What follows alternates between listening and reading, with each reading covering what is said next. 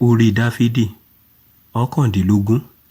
Àwọn ọ̀run sọ̀rọ̀ ògo Ọlọ́run, àti òfurufú fi iṣẹ́ ọwọ́ rẹ̀ hàn.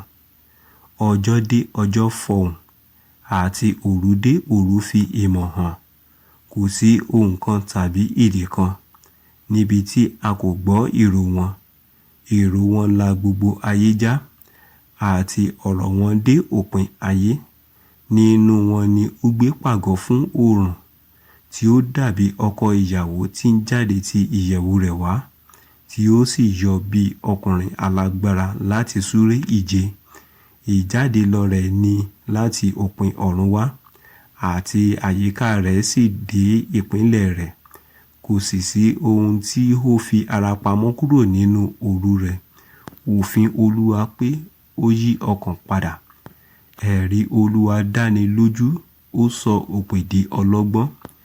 Ìlànà Olúwa tọ́, ó mú ọkàn yọ̀.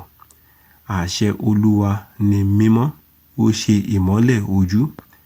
Ẹ̀rù Olúwa mọ́, pípẹ́ ni títí láé. Ìdájọ́ Olúwa òtítọ́, òdodo ni gbogbo wọn. Wọ́n ju wúrà dáradára púpọ̀, wọ́n sì dùn ju oyin lọ, àti rírò afárá oyin.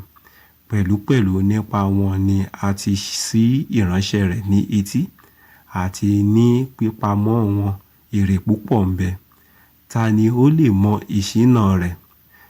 Wẹ̀ mí mọ́ kúrò nínú ìṣìṣe ìkọ̀kọ̀ mi. Fa ìránṣẹ́ rẹ sẹ́yìn pẹ̀lú kúrò nínú ẹ̀ṣẹ̀ ìkúgbùn. Má ṣe jẹ́ kí wọn kí ó jọba lórí mi. Nígbà náà ni èmi ó dúró ṣinṣin. Èmi ó sì ṣe aláìjẹ̀bi kúrò nínú ẹ̀ṣẹ̀ ńlá ni. Jẹ́ kí ọ̀rọ̀ ẹnu mi àti ìṣàrò ọkàn mi kí ó ṣe ìtẹ́wọ́gbà ní ojú rẹ, Olúwa, agbára mi àti olùdáǹdè mi.